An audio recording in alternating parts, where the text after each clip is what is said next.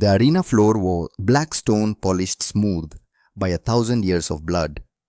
Kira stood at its center, silver skin gleaming under artificial suns that burned too bright, too hot.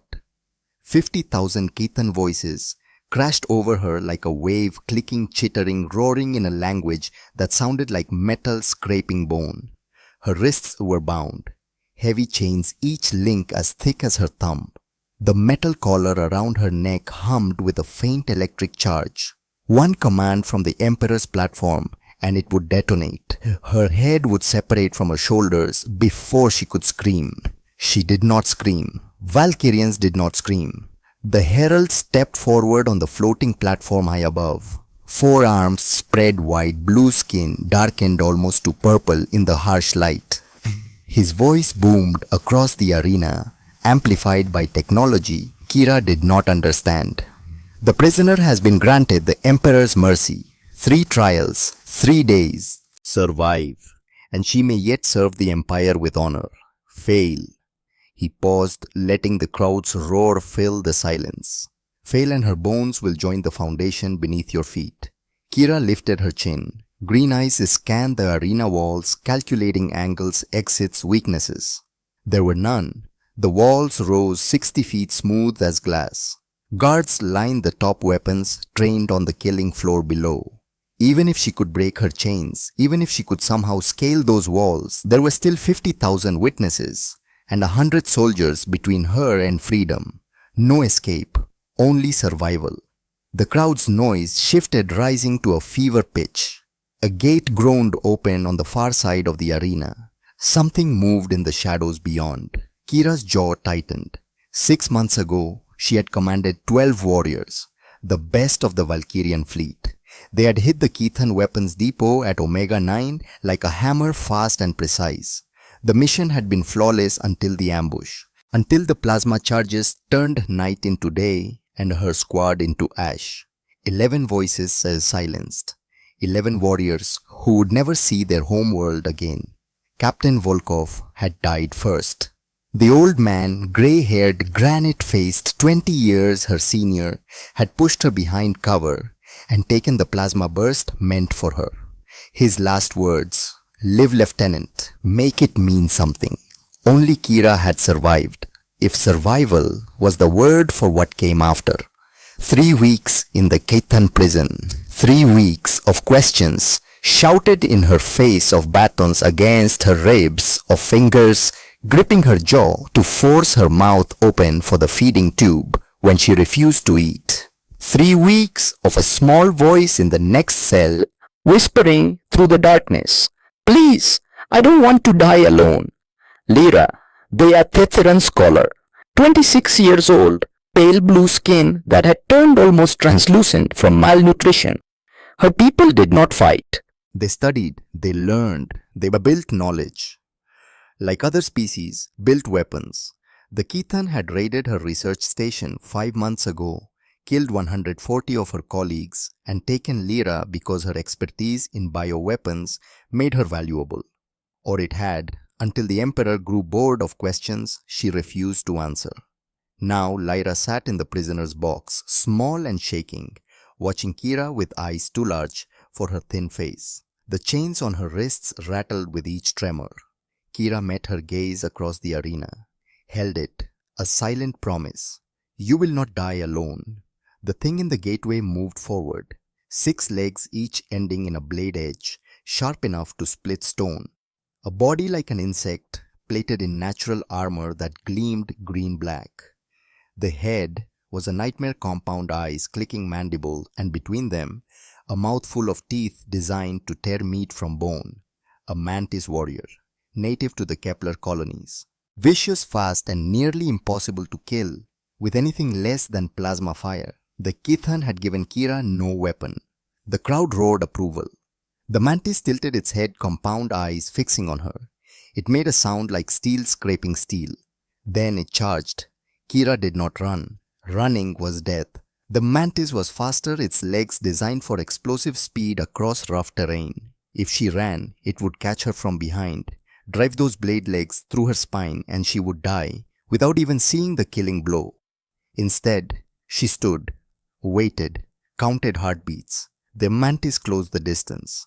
30 feet, 20, 10.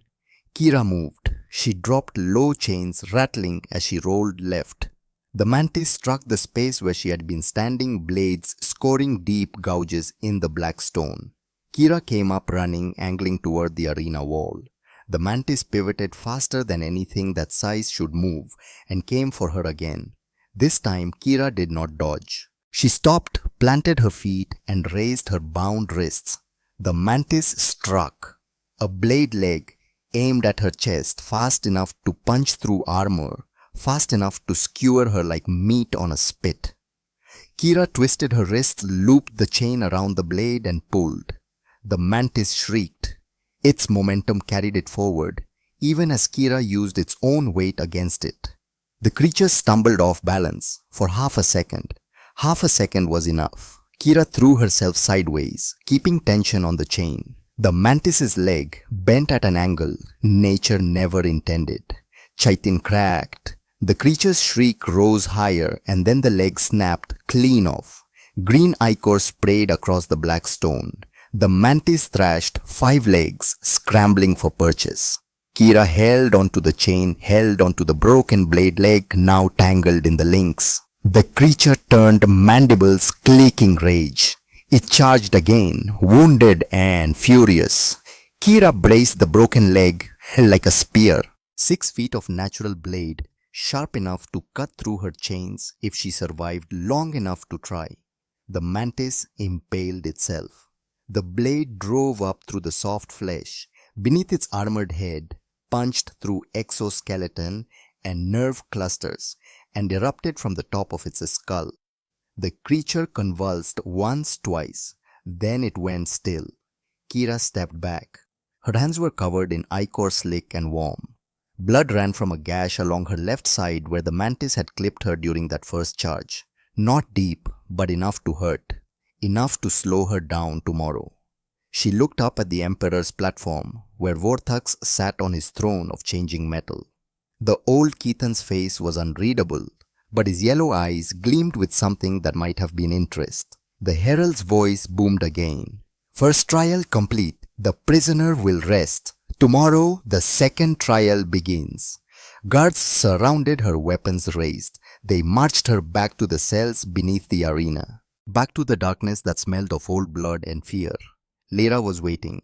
The cell door clanged shut behind Kira. She collapsed against the wall, breathing hard. Her ribs ached where the mantis had clipped her. Blood seeped from the gash along her left side, mixing with the green ichor already staining her skin. "You're hurt." Lyra's voice was barely a whisper. She pressed against the bars, separating their cells, pale fingers reaching through. "I'm alive." Kira's voice came out rough. She touched the wound, felt the heat of it. Deep, but not fatal. Not yet. "Tomorrow." Lyra's voice broke. "They said tomorrow you fight again." "I know. And if you lose, I won't lose." Silence. Somewhere far above, the crowd was still celebrating. Their voices filtered down through stone, a distant roar like ocean waves. Kira closed her eyes. Behind her eyelids, she saw Omega-9. Saw plasma fire turning her squad to shadows on the wall. Saw Captain Volkov's body, still smoking in the dirt where he had fallen to save her. She opened her eyes. "Tell me about your research." Lyra blinked. "What about your research at the station before they came?" I don't understand why." "Because tomorrow I might die.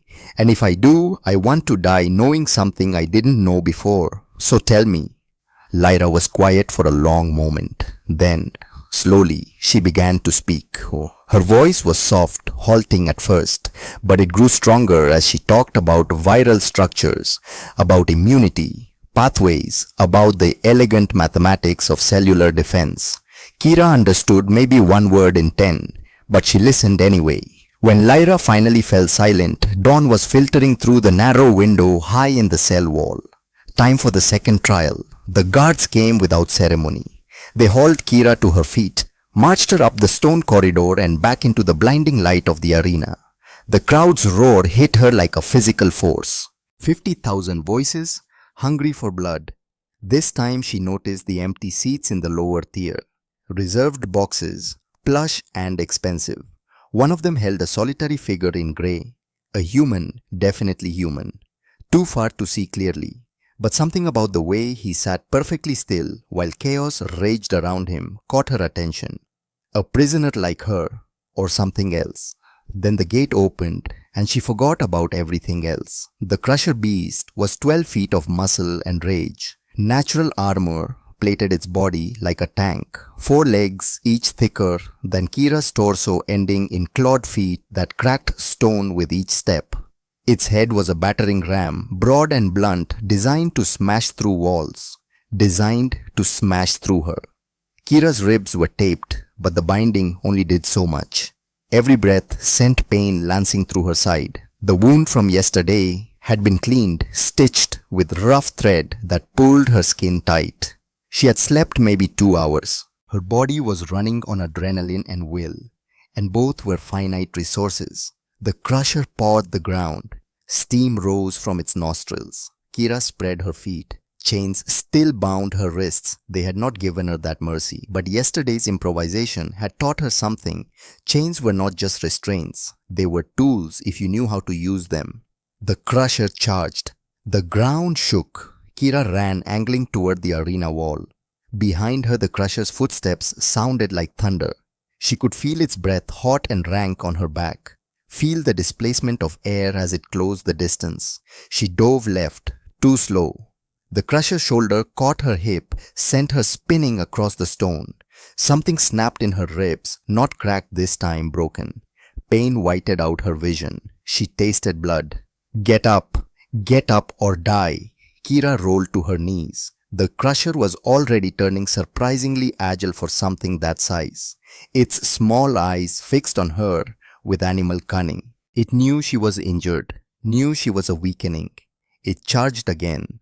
This time Kira did not try to dodge. She fell backward, flat against the stone chains, pulled tight across her chest. The Crusher's massive foot came down inches from her head. She saw the claws, each as long as her hand, saw the scarred flesh between armor plates, saw the opportunity. Kira thrust upward with both hands, chains wrapped around her fists. She drove the links into the soft spot behind the Crusher's front leg where armor gave way to vulnerable joint. The creature roared. She pulled, using her whole body weight, using the chain like a garrote to find the nerve cluster beneath. The Crusher's leg buckled. Half a ton of armored beast crashed down. Kira barely rolled clear. The impact drove the air from her lungs. Her broken ribs ground together. And this time she did scream, a sound ripped from her throat before she could stop it. The Crusher thrashed, trying to rise. 3 legs scrambled for purchase. The 4th hung useless, nerve damaged and limp. Kira coughed blood. Her vision swam. Across the arena in that reserved box, the human figure had stood, was watching. Why did that matter? Why did her brain fixate on that detail when she was seconds from death? The Crusher was getting up, wounded, enraged, but not finished. Captain Volkov's voice in her memory. The strongest doesn't win, Lieutenant. The survivor wins. Remember that. Kira's hand closed on a piece of stone, not large, the size of her palm, triangular, broken off during the Crusher's fall. Sharp edges, sharp enough. She could not outrun it, could not overpower it, could only outlast it. Kira went still, let her body go limp against the stone, closed her eyes, played dead. The crowd's roar changed pitch, confusion, disappointment. The Crusher limped closer, 3-legged and cautious. She heard its breathing, wet and labored, felt its shadow fall across her. It lowered its head, sniffed. Hot breath against her face. Kira drove the stone shard up into its eye. The Crusher's shriek was deafening. It reared back, shaking its massive head, and Kira drove the shard deeper, twisting, finding the soft tissue behind the eyeball, pushing through to the brain beyond. The Crusher collapsed, twitched once, went still. Kira lay beneath it, pinned by one massive leg. Blood ran from her mouth. Her ribs felt like broken glass in her chest. The arena spun. Guards pulled her free, dragged her to her feet. She swayed, nearly fell, and then Lyra's arms, thin and trembling, wrapped around her. "You did it," Lyra whispered. "You did it." Kira looked up at the Emperor's platform. Vorthax was leaning forward now, 4 hands gripping the armrests of his throne. Ancient eyes studied her with something that might have been respect or hunger.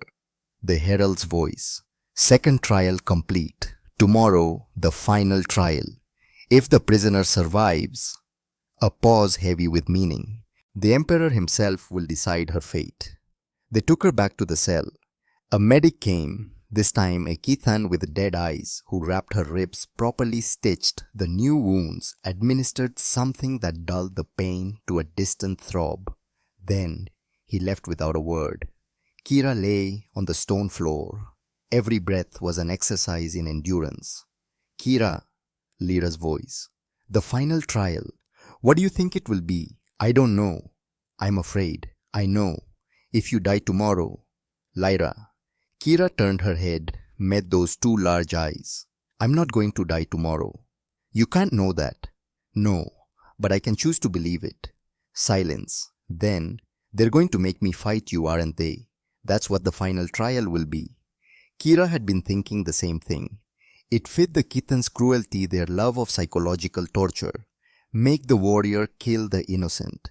Make her choose between her own life and her conscience. "If they do," Kira said slowly, "I won't fight you." "Then you'll die." "Maybe. But I won't kill an innocent person to save myself. That's not survival. That's just living long enough to become something I can't look at in the mirror." Lyra's eyes filled with tears. "I don't want you to die for me." "Then let's both survive." "How?" Kira smiled. It hurt her split lip.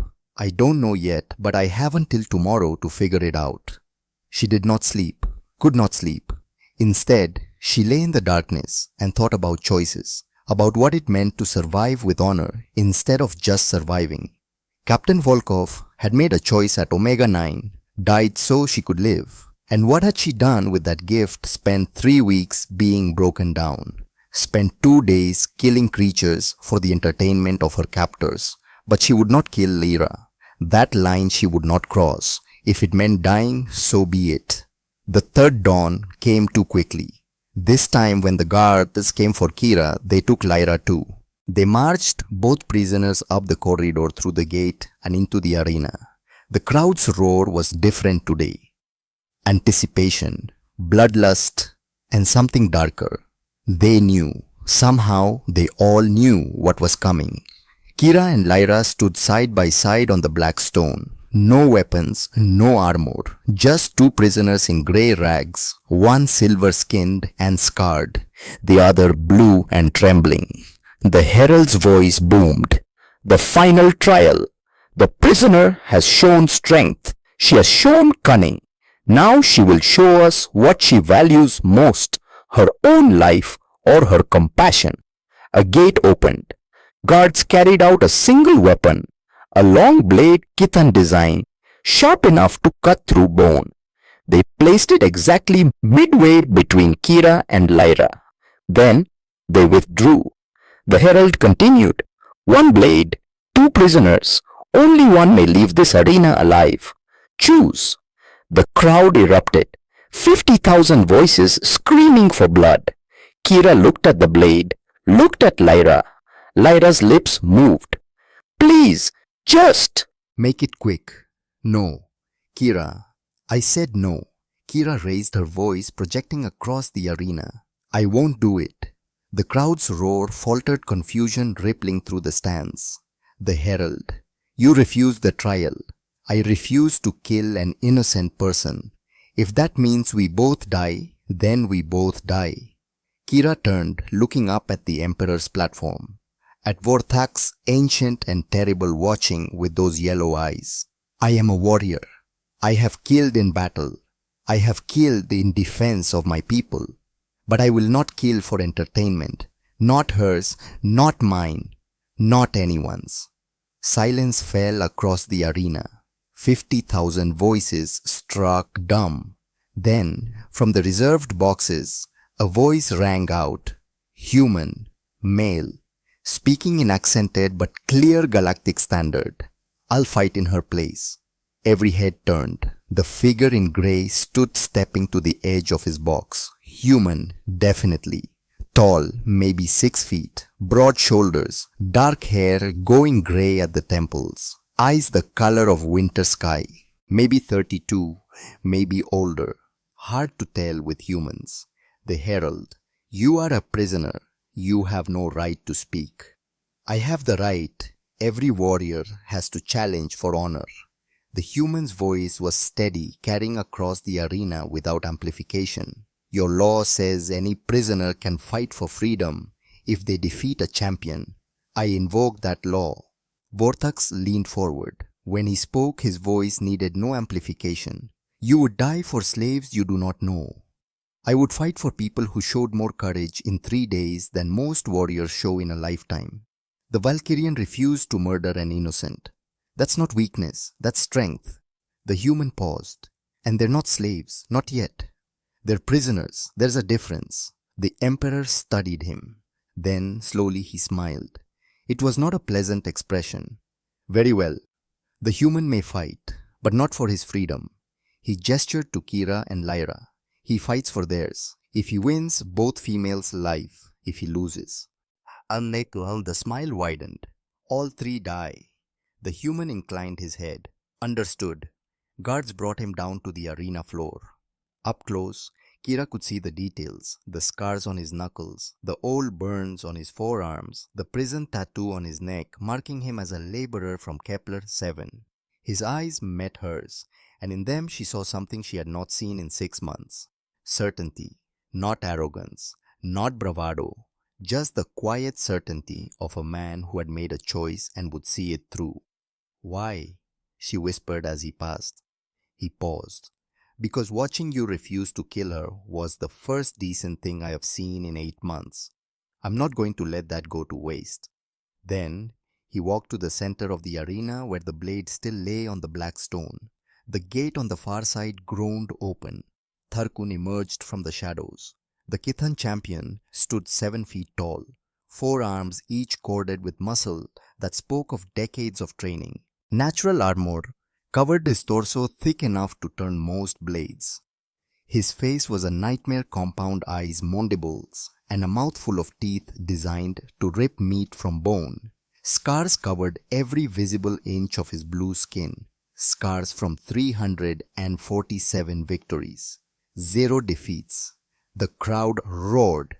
This was what they had come to see. Not a warrior killing an innocent. Not an execution disguised as mercy. This was combat. This was glory. Tarkun picked up the blade, tested its weight. 4 hands could wield a weapon in ways 2 hands never could attack. From multiple angles, feint and strike simultaneously, create patterns of death too complex to follow. The human stood empty-handed, waiting. Kira's chest tightened. He's going to die. Lyra gripped her arm. Maybe not. Look at his stance. The human's feet were spread weight balanced. His hands were loose at his sides. But his eyes had not left Tarkun. He was studying the champion the way a craftsman studies a piece of wood before the first cut, looking for grain, for weakness, for the place where pressure would cause the structure to fail. The herald. Begin. Tarkun attacked. The blade came in high-low from the left, from the right, a pattern of strikes no single opponent should be able to block. The human did not try. He moved backward, letting the blade pass inches from his body, once, twice, 3 times. Learning. He was learning Tarkun's patterns. The 4th strike he caught, not the blade that would have taken his fingers off. He caught Tarkun's wrists, the lower left one, and twisted. The champion's anatomy was different from human, but joints worked on the same basic principles. Apply pressure to the right point and bone would separate from bone. Tarkun roared. 2 free hands struck at the human's head. The human ducked under the furs, absorbed the second on his shoulder, letting the impact roll across muscle instead of hitting bone, and drove his knee into Tarkun's midsection, aiming for the seam between armor plates. The champions staggered back. First blood. A thin line of blue ichor ran from the gap in his armor. The crowd's roar changed. surprise, disbelief. A human smaller and weaker had just wounded their champion. The fight became brutal. Tarkun abandoned technique for rage. He swung the blade like a club, trying to use his greater strength to overwhelm his opponent. The human gave ground, let the champion tire himself, with great sweeping strikes that hit nothing but air. Then he moved inside Tarkun's guard. What happened next was almost too fast to follow. The human grabbed two of Tarkun's wrists, the ones holding the blade, and twisted them together using the champion's own grip against him. Tarkun's upper right hand, still free, came around in a devastating hook. The human took it on his forearm bone, meeting bone with a crack that echoed across the arena. But he did not let go. Instead, he used Tarkun's momentum to drive him to the ground. The champion hit the stone hard enough to crack it. The blade clattered away, skidding across black stone. The human's knee came down on Tarkun's throat, not crushing, just enough pressure to cut off air.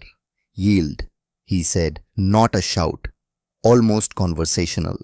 "I don't want to kill you, but I will if you don't yield." Tarkun's compound eyes blazed. His free hands scrabbled for purchase, for leverage, for anything that would let him reverse the position. The human applied more pressure. Last chance. Tarkun's hands went limp. A gurgling sound emerged from his throat, the Kithan word for surrender. The human stood, stepped back, offered a hand to help the champion rise. Tarkun stared at that hand for a long moment. Then slowly he took it. The arena exploded into chaos. Half the crowd was cheering, the other half screaming in outrage. This was not how it was supposed to end. Champions did not lose. Humans did not defeat Kithan warriors in single combat and then help them stand. And yet, the herald's voice shaken for the first time. The human has won. The law is satisfied. The prisoners are granted to him as property, as spoils of victory. The human turned to look at the emperor's platform. Vortax was standing now, all four hands gripping the rail. "No," the human said. Silence crashed down like a physical weight. "What did you say?" The herald's voice was dangerous. "I said no. I didn't fight for property. I fought for lives. These women are not prizes to be won. They're people, and I refuse to claim them as anything less." The crowd's roar became a tidal wave of sound. This was heresy. This was madness. This was silence.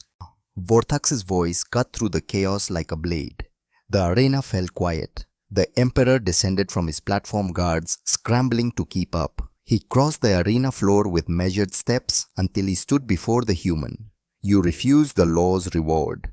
I refuse to own another thinking being." "Yes." "Then you insult our traditions. The penalty for such insult is death. Your death and theirs." The human's jaw tightened, but his voice remained steady. "Then I request an audience. Private. I have information about human military movements. Information your empire would find valuable." Vortax studied him. A muscle twitched in the emperor's jaw. "You claim to have intelligence. You a labor camp prisoner. I was Lieutenant Declan Rourke, 7th Fleet Earth Defense Force, captured 8 months ago during a raid on Kepler 7. I know where our defensive weaknesses are.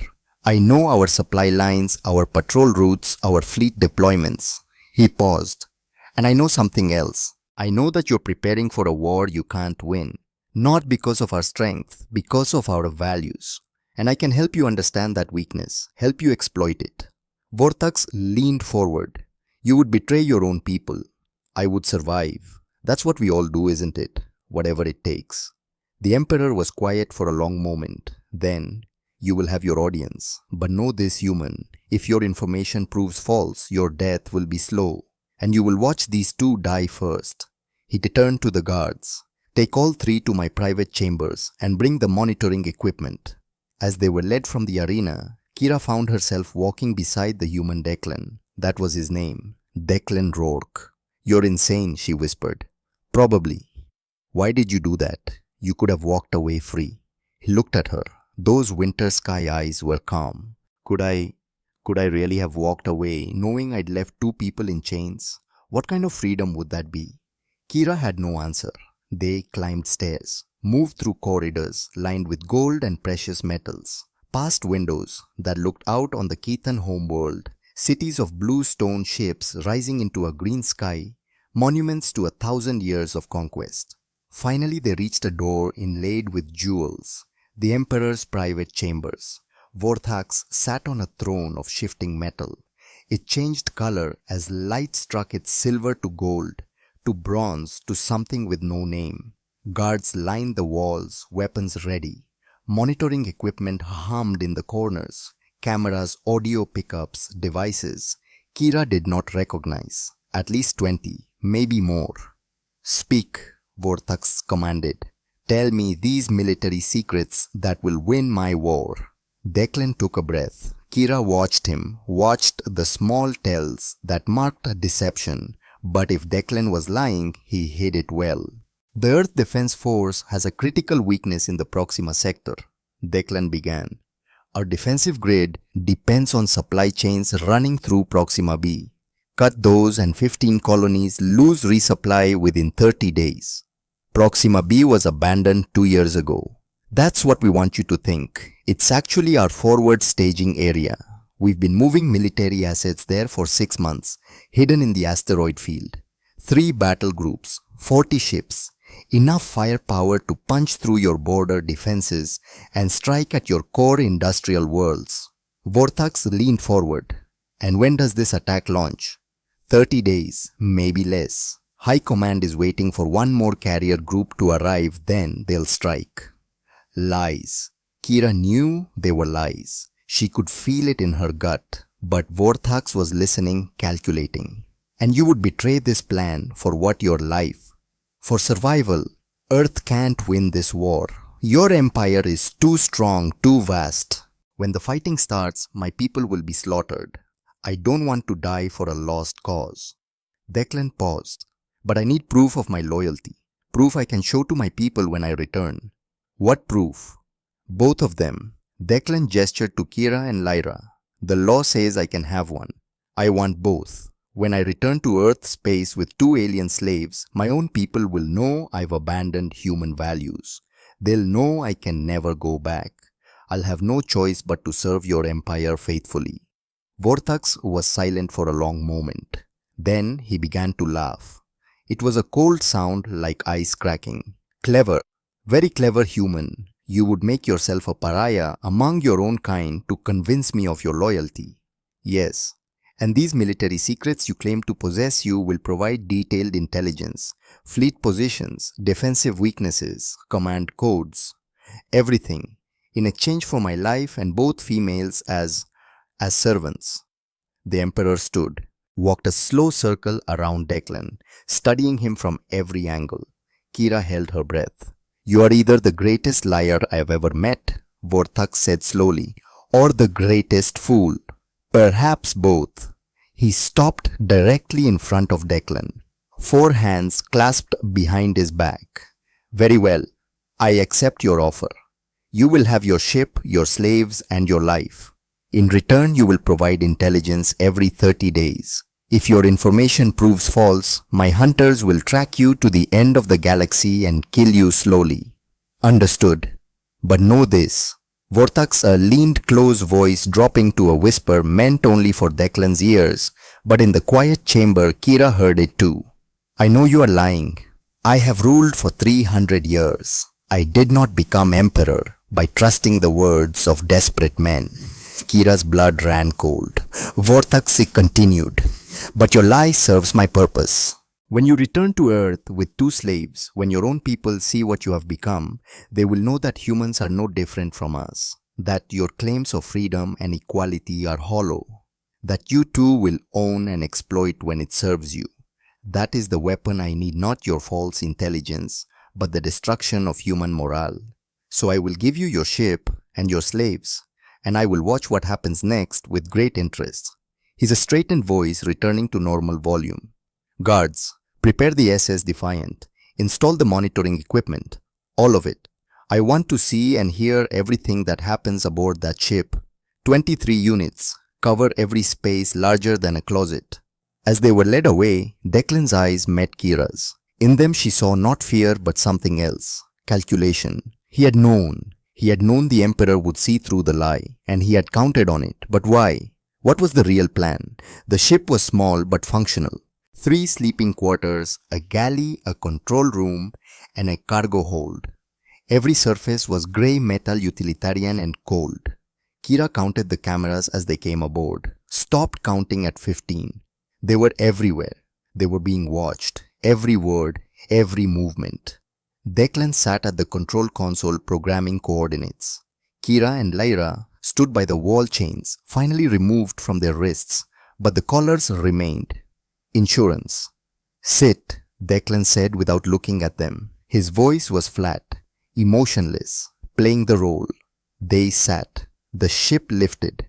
Through the viewport, Kira watched the Kithan homeworld fall away, watched the stars wheel into view, watched the moment when the hyperdrive engaged and reality became a blur of light. They were leaving, heading toward Earth space, toward an uncertain future. Declan finally turned to face them. His expression was carefully neutral. The cameras are active. Every word we say is recorded. Every action monitored. We are being watched 24 hours a day, 7 days a week for the next 14 days until we reach Earth space. Kira nodded. She understood. No truth, not yet. Not until they found a way to speak freely. You will prepare meals. You will maintain the ship. You will obey commands without question. Is that understood? Yes, Kira said. Yes, Lyra whispered. Good. He turned back to the controls. We have 14 days until we reach the outer markers of Earth space. Until then you will follow orders, maintain this vessel and give me no reason to discipline you. Clear. Clear, Kira said. He nodded once. Get some rest. Tomorrow we establish routines. Kira lay on the narrow bunk in her quarters. Through the thin wall she could hear Lyra's quiet breathing, could hear the ship's engines humming, could hear her own heartbeat too fast, too loud. She closed her eyes, saw the arena, saw Declan stepping forward to fight in her place, saw the blade coming down again and again and Declan moving like water around stone. Why had he done it? Why risk his life for strangers? Because watching you refuse to kill her was the first decent thing I've seen in 8 months. Simple words, but Kira had spent 6 months in a place where right and wrong had no meaning, where power was the only law, where the strong devoured the weak and called it justice. And here was a human who had looked at that system and said no. Not with violence, not with anger, just with a quiet, immovable certainty that some things were worth more than survival, worth more than freedom itself. Kira's hand went to the scar on her ribs, the place where the Crusher's claw had nearly ended her. She had survived by being smart, by being ruthless, by doing whatever it took to live one more day. Declan had survived by being something else entirely. She did not know if his plan, whatever it was, would work. Did not know if they would reach Earth or if Vortax's hunters would catch them in the void between stars. Did not know if the Emperor's promise of a ship and freedom was real or just another trap waiting to close. But she knew one thing with absolute certainty. Declan Rourke was not what he pretended to be. Not a traitor, not a slaver, not a man who valued his own life above all else. He was something the galaxy desperately needed. He was someone who kept his promises even when they cost him everything. And if that was true, if he was really planning what she thought he was planning, then maybe, just maybe they had a chance. Not just to survive, to win. Kira closed her eyes and for the first time in 6 months, let herself hope. The ship's artificial morning came with harsh white light flooding Kira's quarters. She woke instantly, warrior reflexes snapping her to full alertness. For a moment, she forgot where she was, reached for weapons that were not there, braced for guards that did not come. Then memory returned. The ship, the cameras, Declan. She sat up wincing as her taped ribs protested. 3 days since the arena. 3 days since Declan had defeated Tarkun and refused his prize. The pain was fading but slowly. A soft knock at her door. Lyra's voice. Kira, he wants us in the galley. Coming. The galley was cramped. Single table food, synthesizers built into the walls. Declan was already there, standing with his back to them. Close the door, he said. Kira did. The lock engaged with a soft click. When Declan finally faced them, his expression was stone. The cameras in this room have audio pickups, but the synthesizers create enough background noise to make whispered conversations difficult to parse. We have maybe 90 seconds before the AI filters compensate. So listen carefully and don't speak. Kira's pulse quickened. Everything I told the Emperor was a lie. Declan said, words coming fast and low. There is no offensive at Proxima B. Our fleet positions are nothing like what I described. I gave him false intelligence designed to make the Kithan overconfident and attack the wrong targets. Lyra's hand went to her mouth.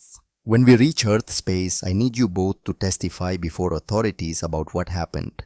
Your proof of Kithan slavery, torture, war crimes. Your witnesses that can bring charges against an empire.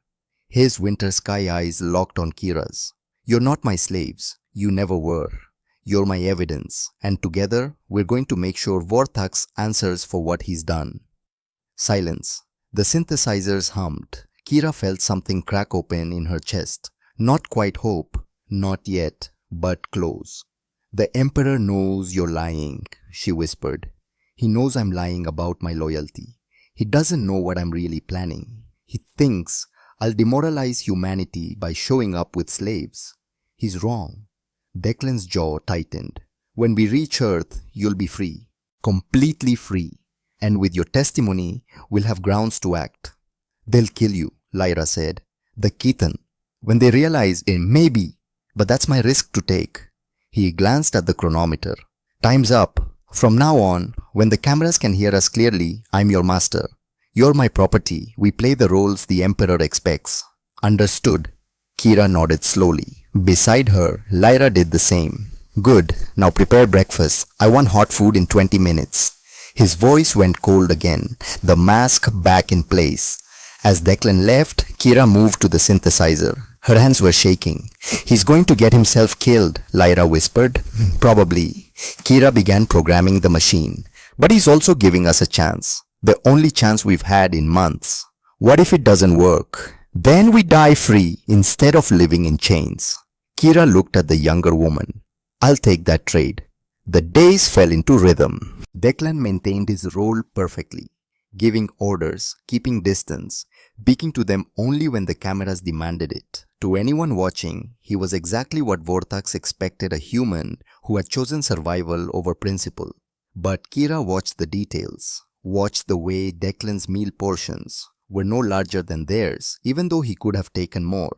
Watched him check the environmental system obsessively, making sure the temperature in their quarters stayed comfortable.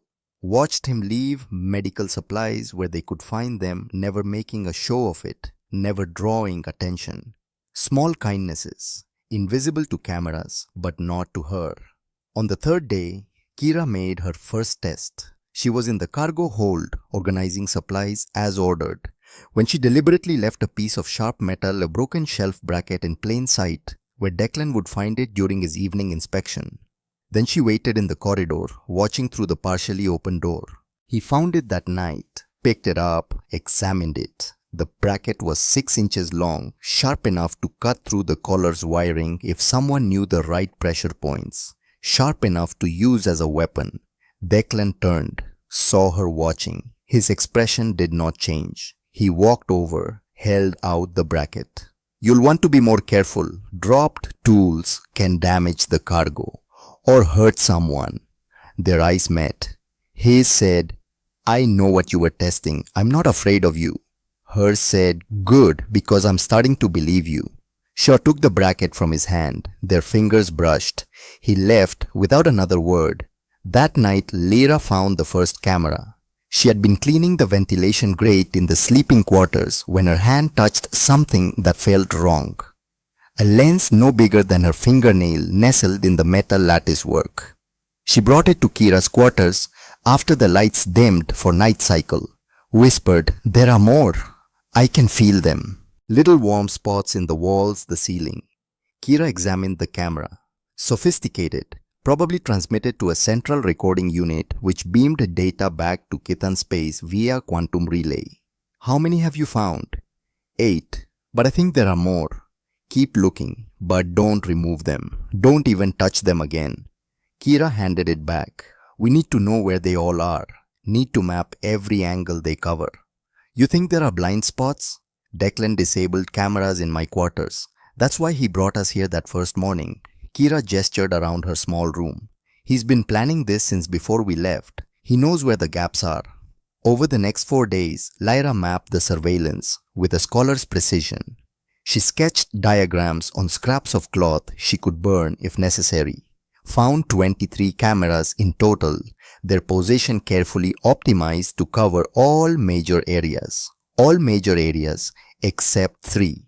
Kira's sleeping quarters, a corner of the cargo hold behind supply crates, and a maintenance crawl space behind the engine room where radiation shielding created interference, blind spots, intentional. On the 7th night, Declan summoned them to Kira's quarters. He carried a small device that hummed when activated, white noise generator, military grade. Between that and the room's natural shielding, they had perhaps 4 minutes of secure conversation. "Lyra found all the cameras," Kira said without preamble. Relief flickered across Declan's face. "Good. I disabled 3 during installation, made it look like damage during transport. Couldn't risk more without raising suspicion." "Why this room?" "Because even slaves deserve privacy, and because I needed somewhere we could plan without being watched every second." "Plan what?" Lyra asked. "You said we'd testify, but how Earth isn't part of the Galactic Council? We don't have standing to bring charges." "Not yet, but we will." Declan leaned against the wall. "The Council has been pressuring Earth to join for decades. We've resisted because of trade regulations. But if we bring evidence of systematic war crimes, documented evidence from multiple witnesses, they'll have to act. And to act, they'll need us as members." "That could take months," Kira said. 6 months, maybe 8. His gaze was steady. "I know that's a long time to maintain this fiction, to let people think you're my property, but it's the only path forward that doesn't start a shooting war we might lose."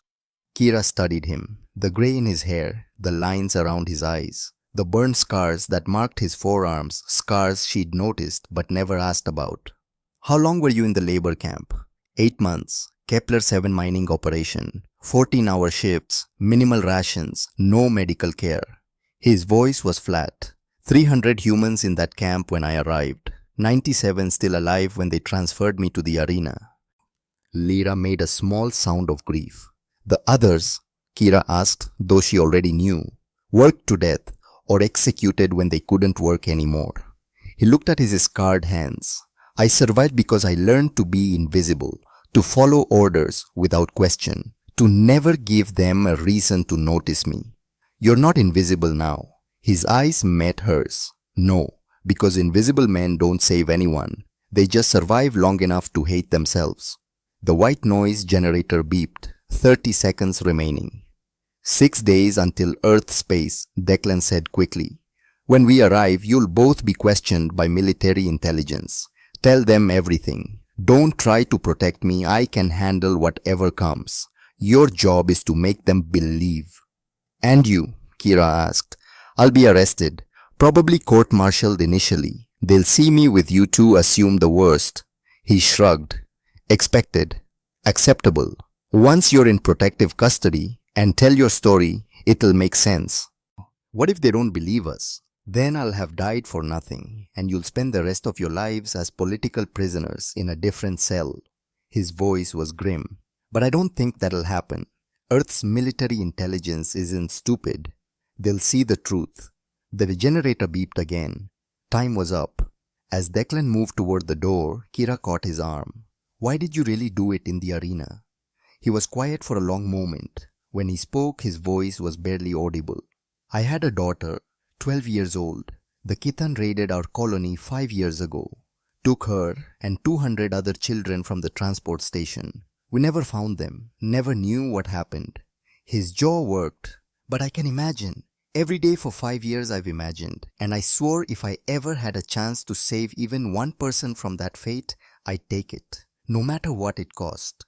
He left before either of them could respond. Kira sank onto her bunk. Lyra sat beside her trembling. His daughter, Lyra whispered. She'd be 17 now, if she's alive. And he's risking everything to save strangers. Kira closed her eyes. We can't let him down. On the 10th day, Kira made a decision. Words would not be enough. Not for something this big. She needed proof. Physical, undeniable proof of everything that had happened. That evening, while Declan ran diagnostics, Kira approached him. Played her role. Master, the medical supplies are running low. Should I inventory what remains? He looked up wary. Cameras watching. Yes, make a list. Some items might need disposal if they've expired. Even the diagnostic equipment. A pause. Especially that. Check everything. She went to the cargo hold. Found the medical kit. Inside, hidden beneath bandages was a small recording device, the kind medics use to log patient conditions. She palmed it, returned to her quarters. And that night in the darkness, she began to record. My name is Lieutenant Kira, Valkyrian 7th Fleet Service number 7 Alpha 39er Victor. 6 months ago, I was captured during a raid on Kitan Depot Omega 9. 11 of my squad were killed. I was the only survivor.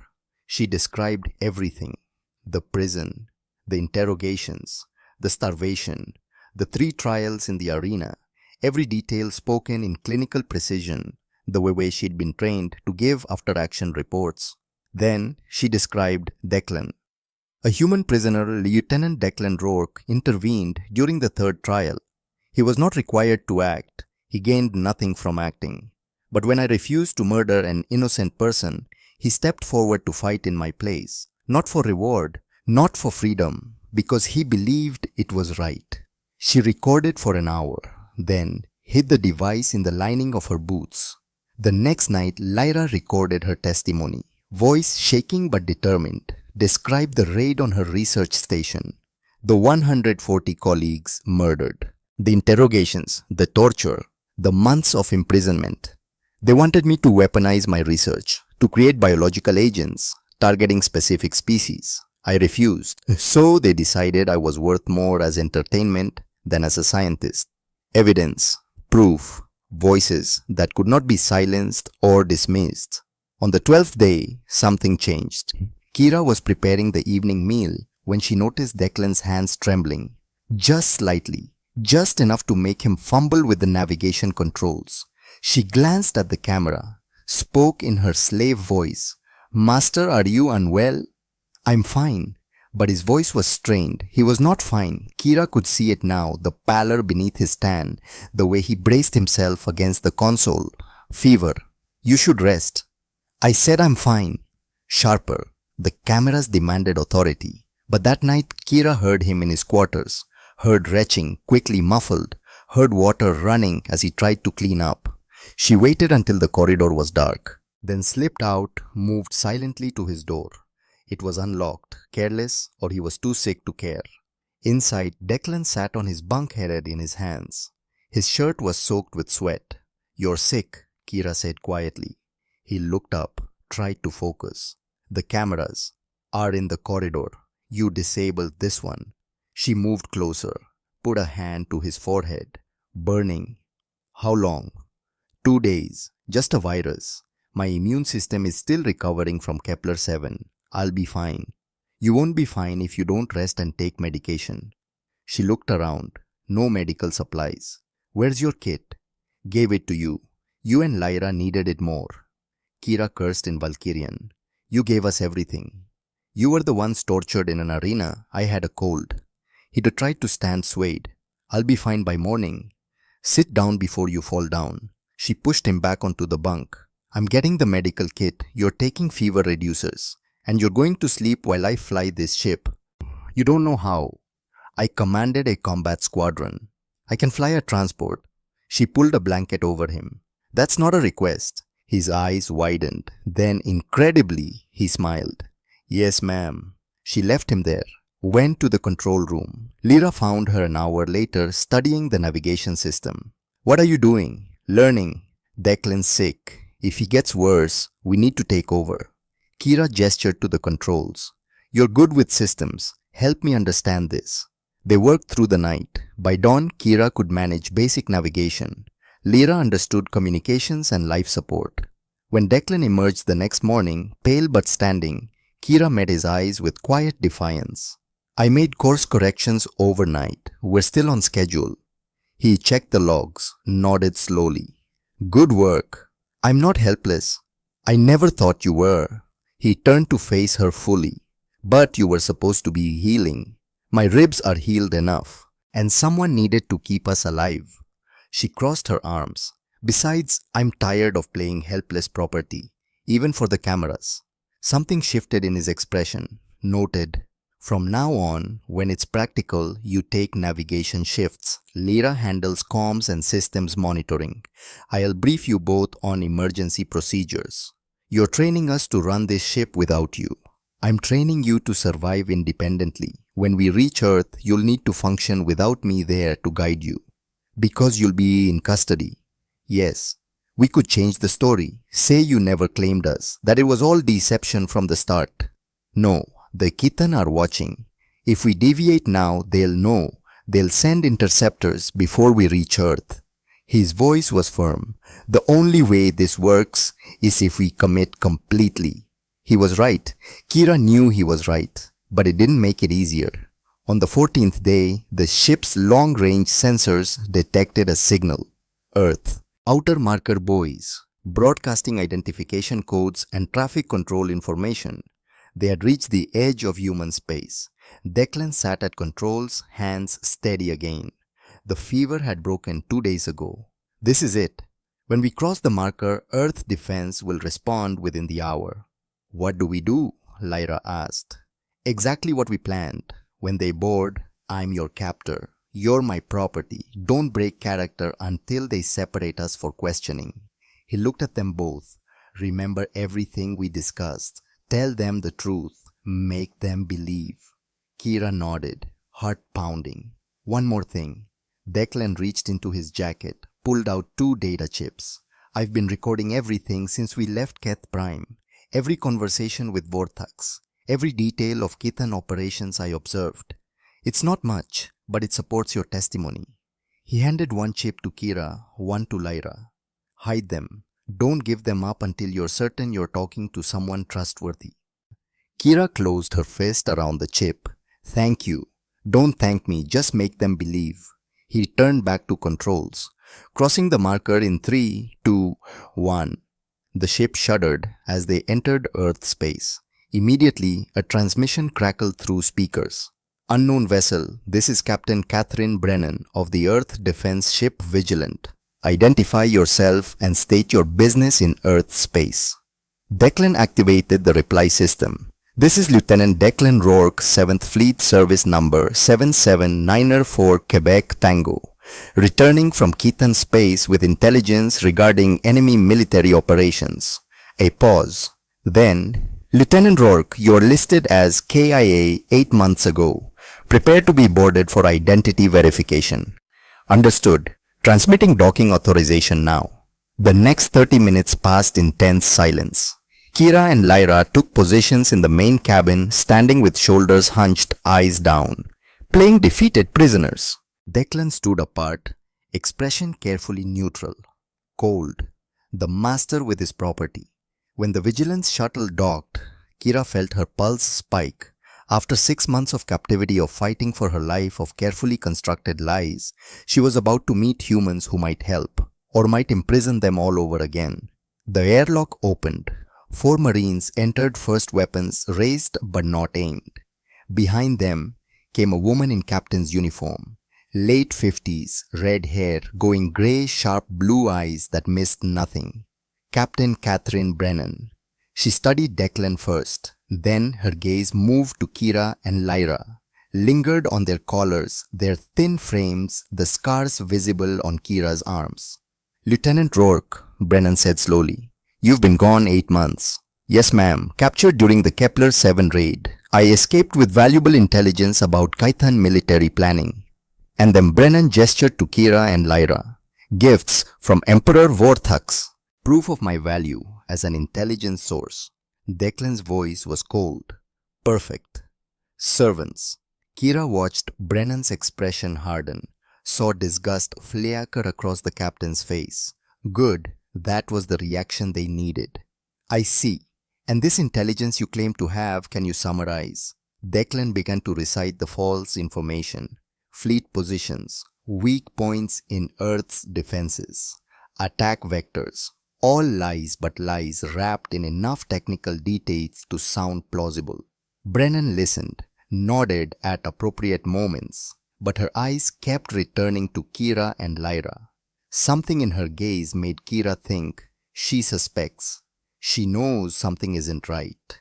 I'll need to question your servants separately. Verify your account of events. Of course, ma'am. Declan did not react, did not show relief. They'll cooperate fully. I'm sure they will. Brennan gestured to 2 Marines. Escort them to interview room 1, carefully. 2 Marines approached. One of them, a young woman, maybe 25, looked at Kira's collar with barely concealed anger. They were led through corridors to a small room. Bare metal walls, single table, 2 chairs. 1 Marine stood by the door, the other left. Captain Brennan entered, sat across from Kira. My Marine is going to remove your collar. If you try to attack, they will restrain you. Understood. Kira nodded. The Marine produced a cutting tool. The collar fell away with a soft click. Kira touched her throat, felt bare skin for the first time in weeks. Something tight in her chest loosened. Brennan leaned forward. What's your name?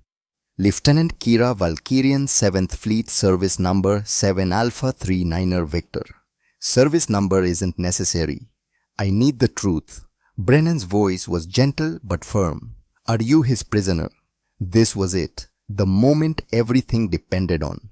Kira met the captain's eyes. No, I'm his ally. Everything you just saw was an act. A carefully constructed deception to fool the Kythan Empire. Brennan's expression did not change. Explain. So Kira told her everything. The arena, the 3 trials, Declan's intervention, the deal with Vorthax, the monitoring equipment, the plan to gather evidence for the Galactic Council. When she finished, Brennan was silent for a long moment. Then she stood, walked to the wall, stood with her back to Kira. I spent 15 years in military intelligence, Brennan said quietly. Ran black operations in places that don't officially exist. I've seen every kind of deception, every flavor of lie. And Lieutenant Rourke just walked onto my ship with 2 collared aliens spouting intelligence that sounds 60% fabrication, expecting me to process him without questions. Kira's stomach dropped. You don't believe me. I didn't say that. Brennan turned. I said, I've seen every kind of deception. And you know what I see when I look at you? I see someone telling the truth. She pulled out a tablet, tapped commands. A file appeared. Lieutenant Kira Valkyrian Special Forces reported KIA 6 months ago during raid on Kythan Depot Omega 9. 11 casualties, no survivors. Brennan looked up, except there was 1 survivor, you. Yes, ma'am. And Declan Rourke risked court-martial execution and everything else to extract you and your companion from Kythan custody. Brennan's eyes were sharp. That's either the most elaborate intelligence operation I've ever encountered, or he's exactly what you say, a man who couldn't abandon 2 people to slavery. It's the second one, ma'am. Brennan nodded slowly. I think so too. The question is what we do about it. She sat back down.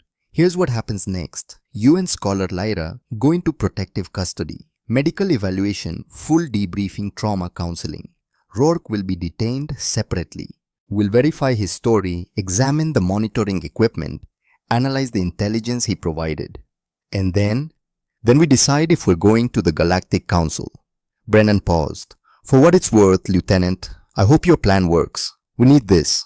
We need allies, and we need people like Rourke. People who do the right thing even when it costs them everything. She moved toward the door, stopped.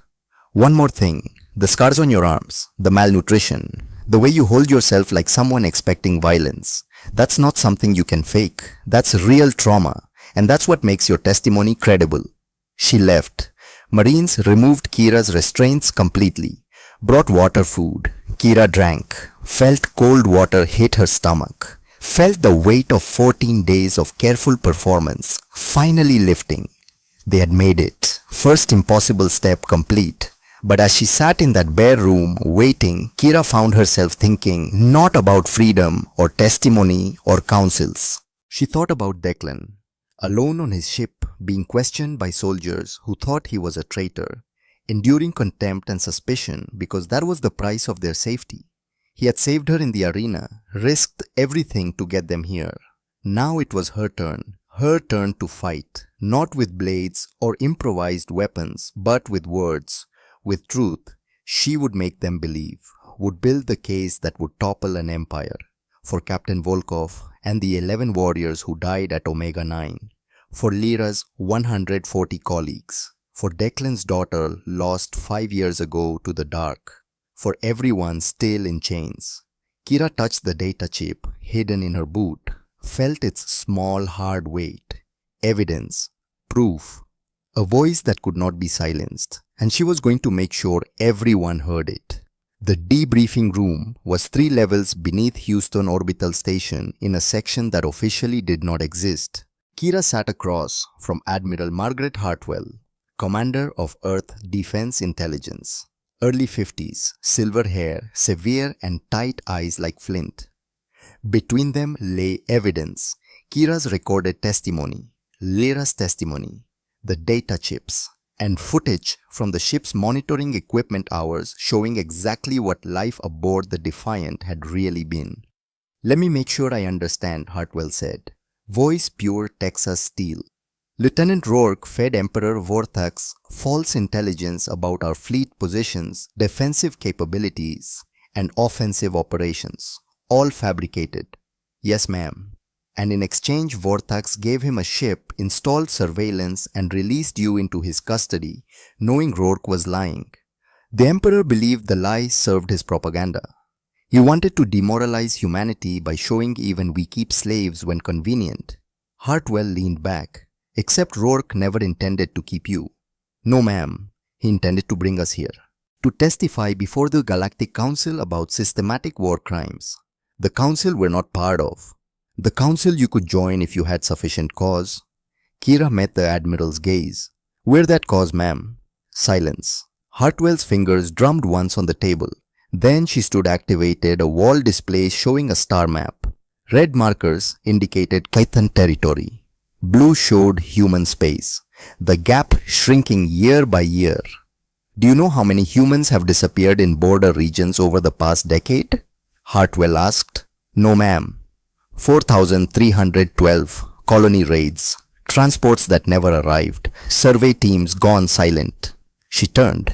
"We've suspected forced labor, suspected worse, but we've never had proof. The Kythan are careful. They leave no witnesses.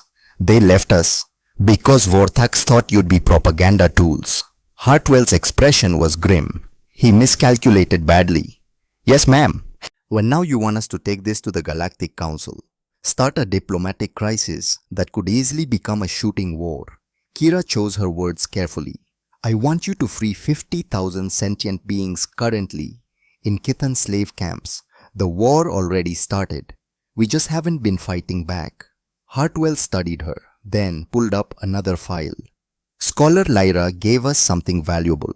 A list of Kythan slave camps' locations, populations, security measures. She memorized it from prison records during her captivity. Scholar Lyra has eidetic memory, ma'am. So I'm learning." Hartwell highlighted one location, Omega 9, where you were captured. According to Lyra's data, there are currently 2,400 prisoners there, including a 147 Athetherans from a research station. Kira's breath caught. She thought they were all dead. Most were, but some survived. Hartwell closed the file. "Here's our situation, Lieutenant. The Galactic Council convenes in 6 weeks. If we're bringing charges, we need to move fast. But charges aren't enough. We need to demonstrate Earth is serious about enforcing galactic law." "What are you proposing, ma'am?" "A rescue operation. Joint Task Force Earth Defense Valkyrian Special Forces. Any council species willing to participate. We hit Omega-9 extract prisoners. Bring them back as additional witnesses. Hartwell's eyes were hard. Risky, could trigger the war we're trying to avoid, but it sends a message. That we don't abandon people. Exactly. Hartwell sat. I am assembling a team now. Special Operations Intelligence Medical Support. Launch in 3 weeks. She paused. I am offering you a position. Tactical consultant. You know Omega-9. You know Kithan security protocols. You have personal stakes. Kira's pulse quickened. Where's Lieutenant Rourke? Detained. Separate facility. Being evaluated by intelligence. He's not a traitor, ma'am. I know. But he still violated approximately 40 regulations. Took an enemy ship, claimed aliens as property, returned to Earth space without authorization. Hartwell's expression softened fractionally. He'll be cleared eventually, but right now he's a liability we can't have operational. He deserves to be part of this. What he deserves and what he gets are different things, Lieutenant. Welcome to military intelligence. Hartwell stood. 24 hours to decide. Medical will clear you for duty if you accept. Lyra's already agreed to xenobiology consultant. She's a scholar, not a soldier. She's also the only person who can identify Athetheran prisoners on site and communicate in their language. We need her. Hartwell moved toward the door. Think fast, Lieutenant. She left. Kira sat alone staring at the star map, at the red marker labeled Omega-9, where 11 warriors had died, where she'd been captured, where she'd spent 3 weeks being systematically broken. Going back meant walking into a nightmare. But 147 Athetherans were still there. 2,400 prisoners total. People with no voice, no hope, no one fighting for them. Kira touched the scars on her ribs, felt the ache of bones that remembered breaking. She knew her answer. Medical cleared her 48 hours later. Cracked ribs fully healed. Malnutrition corrected. Combat readiness 85% and climbing. The human doctors were efficient, thorough, and quietly horrified by her injury catalogue. Lyra was in the next bed reading tactical briefings. The scholar looked different, better fed, color-returning eyes bright with purpose. You didn't have to volunteer, Kira said quietly. Yes, I did. Lyra didn't look up. 147 colleagues are alive. I'm not leaving them.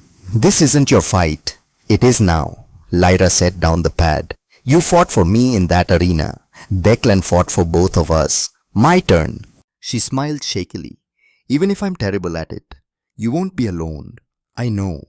Lyra's expression turned serious. Have you heard anything about Declan? No. Hartwell won't tell me where they're holding him. That's not right. He saved us. He'll be fine. Kira said it with more confidence than she felt. He knew what would happen. Planned for it. Doesn't make it fair. No. But fair doesn't win wars. Strategy wins wars. A knock. A Marine entered. Lieutenant Kira, Admiral Hartwell requests your presence in operations. The operations center was controlled chaos. Wall displays showed ship positions, supply chains, intelligence updates. Officers moved between stations, voices urgent but calm. Admiral Hartwell stood at the center, a fixed point in the storm. She saw Kira, gestured her over. Lieutenant, good timing. Meet your team. 3 people stood around the tactical display. Kira recognized Captain Brennan. The other 2 were strangers. Lieutenant Kira, Commander James Wolfe, Special Operations Group. Hartwell indicated a man in his 40s, compact and scarred, radiating controlled violence. He leads the ground assault. Wolfe extended a hand. Grip firm. Heard you survived 3 death matches unarmed. Impressive. I was motivated, sir. Best kind of motivation. Wolfe grinned. Looking forward to working with you. And this, Hartwell continued, is Dr. Sarah Mitchell Medical Course. Specializes in alien physiology and trauma response. The doctor was younger than expected, maybe 35. Kind eyes, steady hands. I'll coordinate medical support for extraction. Lyra's been helping me understand tether and physiology. Kira nodded to each, felt the weight of expectations. These people trusted her expertise, her knowledge. She could not fail them. 3 weeks to plan, Hartwell said. Council meets in 6. We need prisoners extracted, processed, ready to testify. She activated the three-dimensional rendering of Omega 9. Kira walked us through it. Kira studied the display. Memory overlaid images. Corridors walked in chains. Guard rotations observed weak points, catalogued instinctively even during torture. Main detention block here. She highlighted eastern section. 3 levels, 5,000 capacity. Security, heavy automated turrets, force fields, patrols every 20 minutes.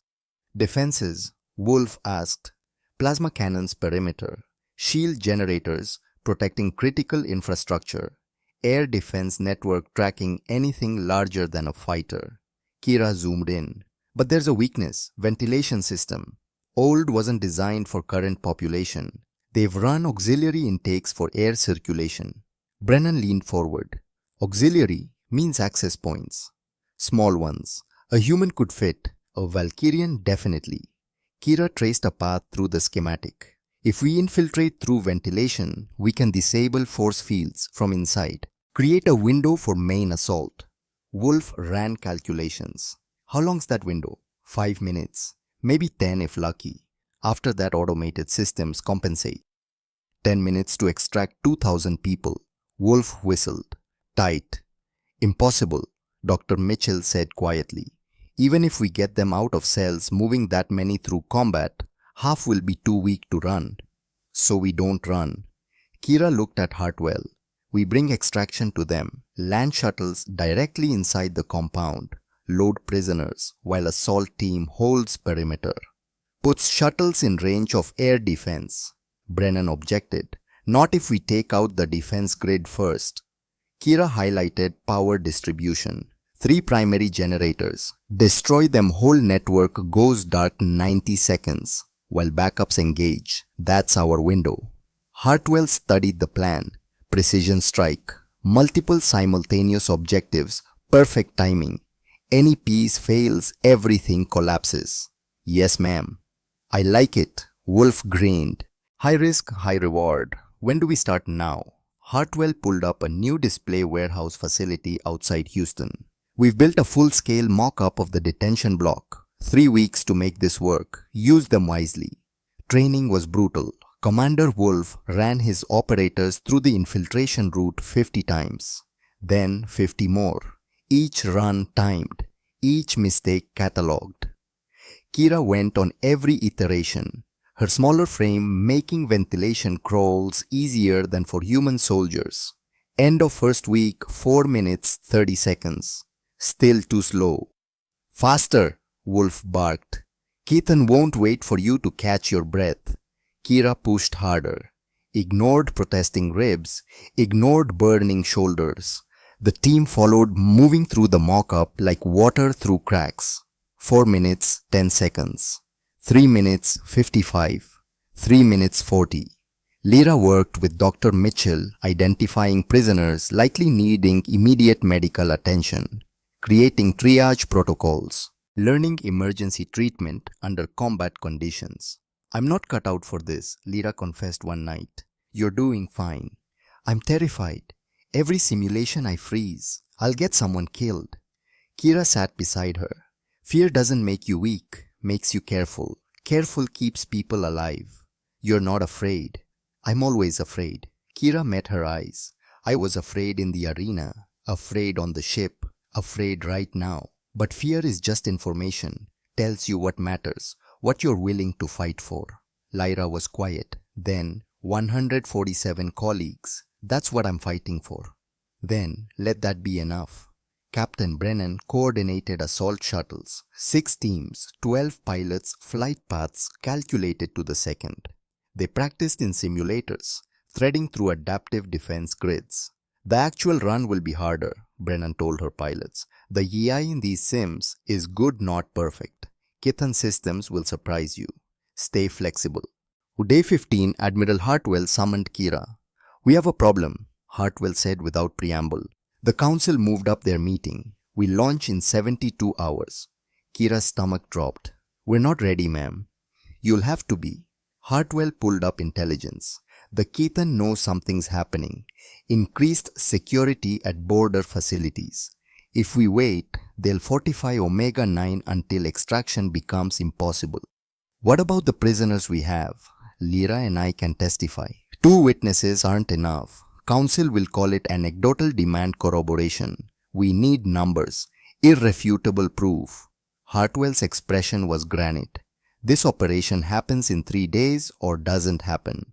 Understood, ma'am. One more thing. Hartwell hesitated. Lieutenant Rourke's been cleared. Assigned to this operation as intelligence liaison. Relief flooded through Kira.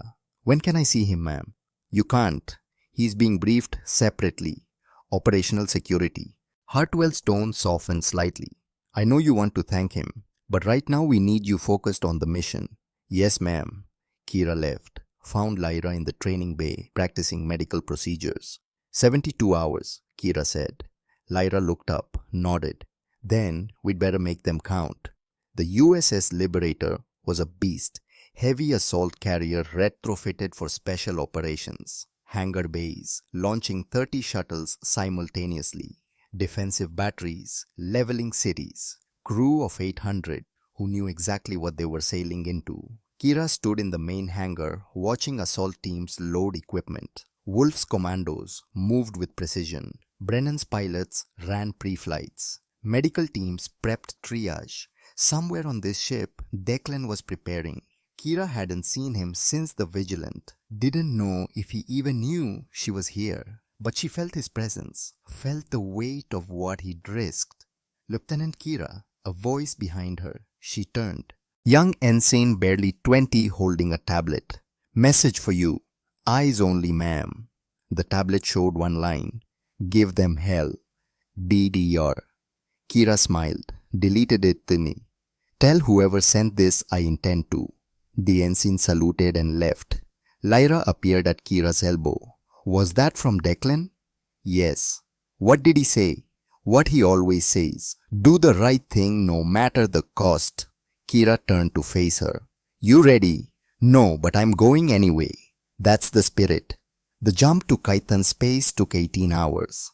Liberator traveled dark minimal emissions, passive sensors, emerged at edge of Omega-9 system behind debris field masking their presence. Admiral Hartwell's voice over ship-wide comm, all hands battle stations. We are go for Operation Broken Chain. Godspeed. Kira suited up in special operations armor, lighter than standard gear designed for flexibility. Checked weapons, plasma rifle, sidearm, combat knife. Everything denied her in the arena. Commander Wolf gathered the assault team. 20 operators, all veterans. You know the drill. Fast, quiet. Hit generators, disable force fields, hold perimeter while shuttles extract.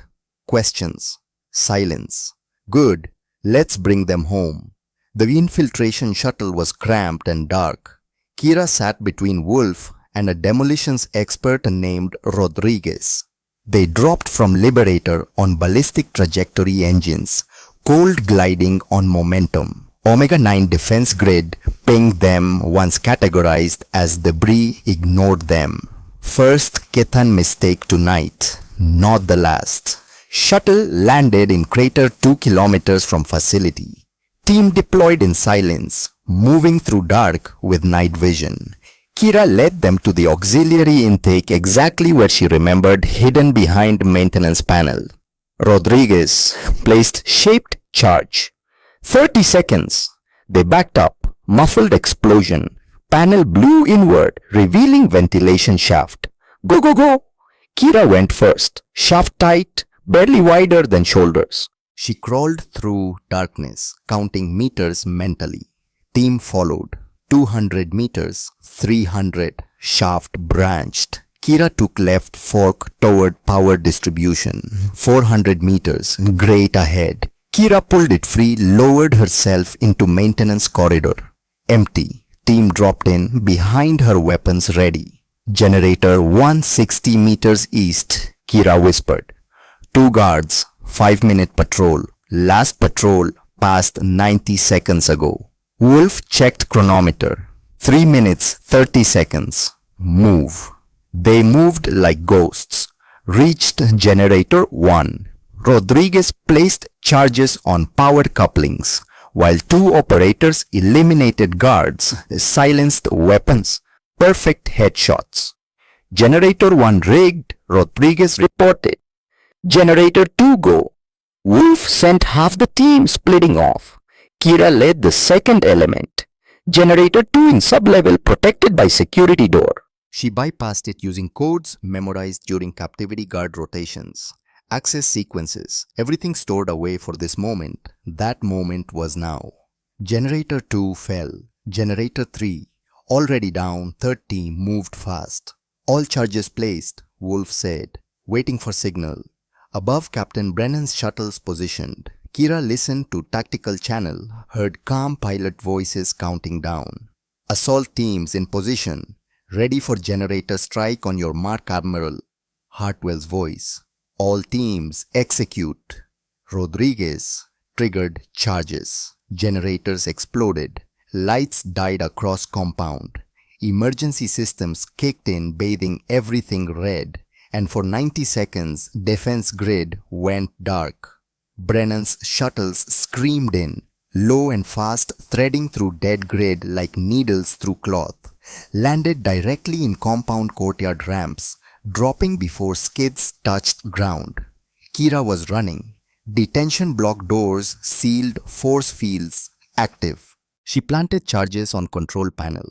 Blew it. Fields flickered, died. Inside, 2,400 prisoners stared at suddenly open cells. Kira activate external speakers. I am Lieutenant Kira, Valkyrian Special Forces. We're here to extract you. Follow my team to the shuttles. Move quickly. Stay together. You will survive this night. No one moved. Then a figure stepped forward from nearest cell. Thin, blue skin, large eyes. Athetheran. Lyra sent us, the Athetheran said in accented standard. She said you would come. She's on the shuttles waiting. Kira gestured to operators. Get them moving. Extraction became organized chaos. Prisoners flooded from detention block, weak and stumbling but moving. Assault team formed perimeter, holding off responding Ketan guards. Plasma fire lit the night.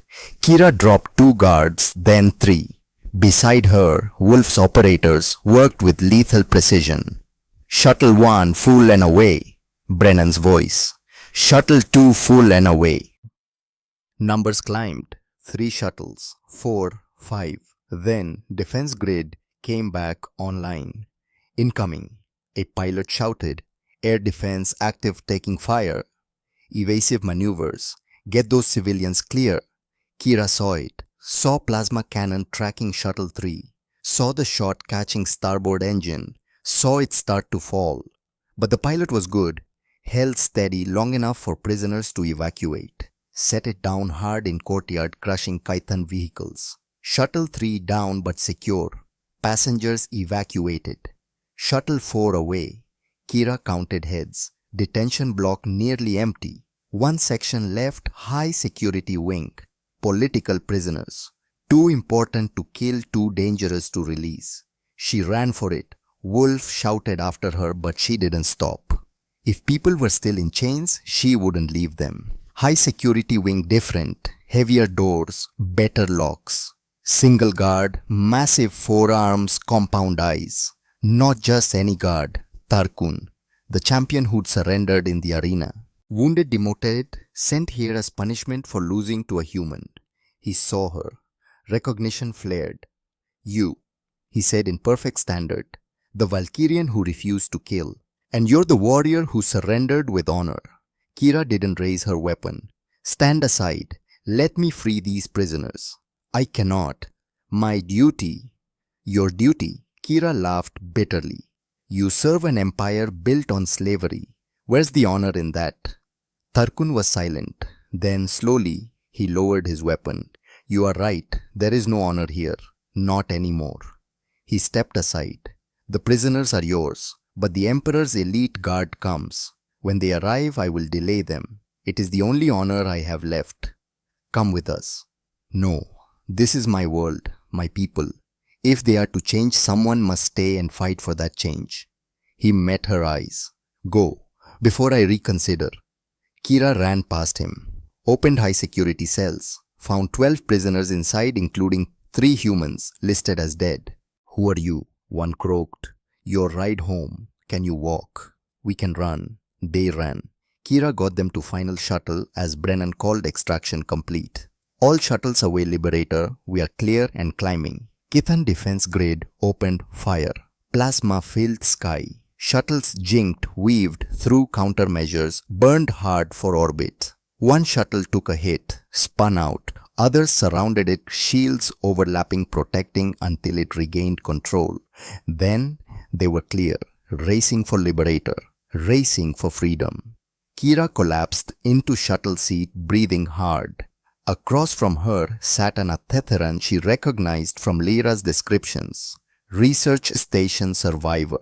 Thank you, the Athetheran whispered. We thought no one was coming. Thought we'd been forgotten. Never, Kira said. We never forget. Behind them on Omega 9, Tarkun stood alone facing Emperor Vorthax's elite guard. 30 warriors, the best Kithan had. He raised his weapon, and for the first time in his life, fought for something that mattered. The Galactic Council chamber was massive. Representatives from 47 species sat in tiered rings, looking down on central platform where Kira stood. Beside her, Lyra, Declan, 12 other rescued prisoners, each representing different enslaved species. Above them, holographic displays showed evidence, recordings Kira and Lyra made, monitoring footage from Defiant, testimony from 2,400 rescued prisoners. And one final piece, a statement from Tarkun, recorded before he died holding off elite guard, transmitted by his personal comm before the end. I am Tarkun, champion of the arena. I have killed 347 enemies in honorable combat, but I have also stood guard while innocents were tortured, enforced laws making people property, and I die knowing my greatest victory would have been to refuse, to stand aside, to let honor mean something real. If the Valkyrian warrior hears this, you were right. There is no honor in chains, not for those who wear them, not for those who forge them. Silence when recording ended. Council speaker, an ancient being whose species Kira didn't recognize, leaned forward. The evidence is compelling, but the Kithan Empire is powerful. Acting against them risks war. Kira stepped forward. What is already here? It's been here for years. Kithan raided your colonies, enslaved your people, violated every treaty they signed. The only question is whether you'll fight back or keep pretending it's not happening.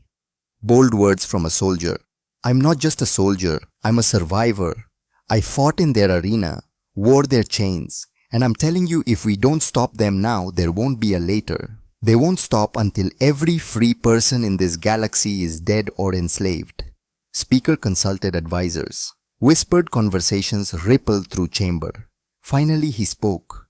The council has reached a decision. By vote of 45-2, we find Kithan Empire guilty of crimes against the sentient beings.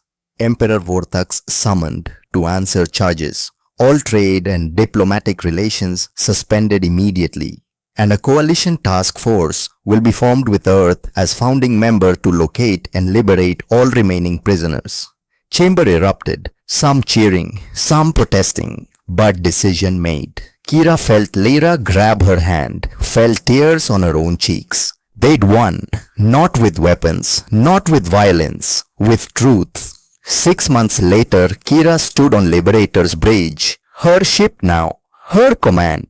Declan a tactical station, no longer prisoner, no longer detained. Fully reinstated rank of commander, serving as her chief tactical officer. Lyra in Science Bay, coordinating rescue operations with council species. Captain Brennan commanded fighter wing. Dr. Mitchell ran medical division. And ahead on view screen, their next target, Kithan slave camp edge of known space. Population 5,000. All teams report ready, Declan said. Kira looked at faces around her, her crew, her family, people who'd been strangers 6 months ago, who'd risked everything for a principle that freedom belonged to everyone. Then let's go get them, Kira said. Liberator jumped to FTL carrying hope into darkness. Later, in quiet of her ready room, Kira stood before memorial wall. 11 names, warriors who died at Omega 9. Captain Volkov, her squad. I kept the promise, she said quietly. We don't leave anyone behind. Door chimed. Declan entered carrying 2 cups of coffee. Thought you might need this. Thanks, she accepted. They stood in silence looking at names. Your daughter, Kira said finally. We still haven't found her. I know, but we found thousands of others, and we'll keep looking for her, for all of them. Declan's voice was quiet but firm. That's what we do now. That's who we are. Who we are, Kira repeated. She turned to face him. In the arena, I thought I understood sacrifice. Thought I knew what it meant to fight for something bigger than yourself. And now I know I was wrong. Real sacrifice isn't dying for a cause. It's living for one, getting up every day and choosing to do the hard thing, the right thing, even when it costs everything. Declan smiled. Took me 32 years to learn that. You got there faster. I had a good teacher. She raised her cup. To the teacher, to the student. He clinked his cup against hers. And to everyone still waiting for us. We will find them. I know, because we're the people who don't stop, who don't quit, who break chains. Com beeped. Brennan's voice. Commander Rourke, Commander Kira approaching target. 10 minutes to drop. Kira set down her cup. Declan did same. They moved toward bridge together. Behind them, memorial wall gleamed. 11 names. 11 warriors who died so others could live. Ahead, 5,000 people waited. 5,000 voices soon to be free. And somewhere in galaxy, in camps and prisons and dark places, with no names, thousands more waited. But not forever. Because Kira learned something in that arena. Something that couldn't be taken or beaten or chained. One person could make a difference. One choice, one moment refusing to accept the unacceptable could change everything. Declan made that choice stepping into arena. She made it refusing to kill Lyra. Tarkon made it standing aside, and now together they'd keep making it. Every day, every mission, every prisoner freed, until no one remained in chains. Liberator dropped from FTL. Assault shuttle launched. Operation began. And Kira, who'd been prisoner slave gladiator forced to fight for entertainment, stood on bridge of her own ship and gave order that would save 5,000 lives. All teams execute. Let's bring them home. The mission that started in arena of blood and death became something bigger. Something echoing across galaxy for generations. Not a story of one warrior's survival, but a story of how one warrior's refusal to accept injustice sparked a revolution. How chains once broken could never be forged again. And how sometimes bravest thing you could do was simply say no, not today, not ever, never again. In distant sector of space on planet, whose name translated to New Dawn, a young girl worked in mining camp. 17 years old, human, taken 5 years ago from colony transport. She didn't remember much about before. Remembered a father's voice. Remembered being told she was loved. That night, sirens wailed. Guards ran for defensive positions, and through smoke and chaos, she saw ship descending, saw soldiers in armor marked with Earth defense insignia, saw a woman with silver skin and green eyes moving through camp like a avenging angel. The woman reached her, extended hand. "What's your name?" the woman asked. "Sarah," the girl whispered. "Sarah Rourke." The woman's eyes widened. Then she smiled. "Sarah, your father's been looking for you. Let's take you home." And somewhere on Liberator's bridge, Commander Declan Rourke received the message he'd waited 5 years to hear. 3 words that changed everything: we found her.